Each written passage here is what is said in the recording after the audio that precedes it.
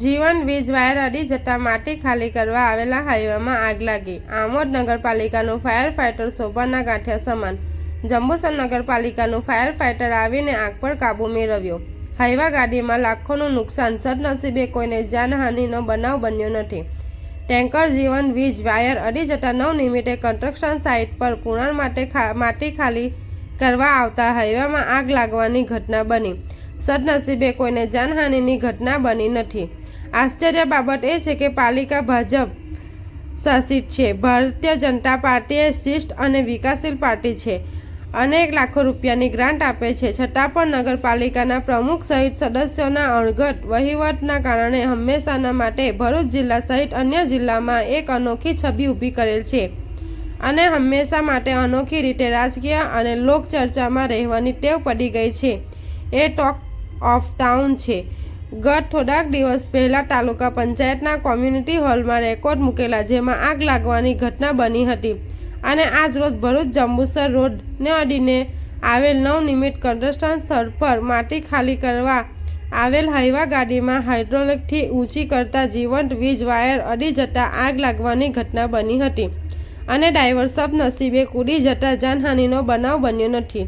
નગરપાલિકાનું fire fighter ચાલુ હોત તો આ તાલુકા પંચાયતના રેકોર્ડમાં રૂમમાં વધુ નુકસાન થતું અટકી જતું અને આજ રોજની ઘટનામાં હાઈવા ગાડીમાં માલિકને કહ્યા મુજબ અંદાજિત 5 લાખનું નુકસાન થયેલ છે। તે થોડું ઓછું નુકસાન થતાં એવી લોકચર્ચા એ આમોદ પંથકમાં જોર પકડ્યું છે। જ્યારે પણ આમોદ શહેરમાં આગ લાગવાની ઘટના બને છે ત્યારે જંબુસર નગરપાલિકા કે કરજણ નગરપાલિકાથી ફાયર ફાઇટર આવતું હોય છે, પરંતુ આમોદ નગરપાલિકાના સરકાર દ્વારા આપેલા ફાયર ફાઇટરનો અણઘડ વહીવટને લઈને શોભાના ગાંઠિયા સમાન નગરપાલિકાની બહાર જ એક્સિડન્ટને આમંત્રણ આપ્યું રહ્યું હોય એવી રીતની જોખમી કેટલાય મહિનાઓથી મેન્ટેનન્સના અભાવ પડેલ છે। હવે જોવું રહ્યું કે આવનારા દિવસોમાં ફાયર ફાઇટરની સુવિધા કાયમ માટે કે વૈકલ્પિક રીતે નગરપાલિકા કરી શકે કે નહીં, કે પછી કોઈ જાનહાનિ જેવી મોટી આગની ઘટના બને ત્યારે નિંદ્રામાંથી જાગીને વ્યવસ્થા કરે, એ જોવું રહ્યું। અનિલભાઈ ગિરીશભાઈ રાણા। શું ઘટના બની? ઘટના તો એવી બની કે અહીંયા અમે માટી કામ ચાલે છે અમારું, અને માટી નાખવા આવી હશે ગાડી।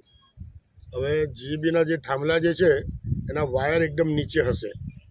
ગાડી ખાલી કરીને જેવી નીકળીને એટલે પેલો વાયર એક ઉપર લાગી ગયો હશે કેબિનની ઉપર। ડ્રાઈવરને ખ્યાલ નહીં આવ્યો એટલે ખેંચાઈને પછી વાયર બ્રેક થયો હશે એટલે ફાયર થઈ હશે વાયર, અને એને લઈને ગાડીને આગ પકડી લીધી। ફાયર બ્રિગેડ તમે ક્યાંથી મંગાવ્યું? મેં આમોદ નગરપાલિકાને જાણ કરી પણ કોઈ રિપ્લાય મળ્યો નહીં, એટલે પછી જંબુસર નગરપાલિકામાંથી મેં ફાયરની વ્યવસ્થા કરી। અંદાજિત કેટલું નુકસાન હશે ગાડીને? આશરે 5 લાખ રૂપિયાનું નુકસાન ખરું।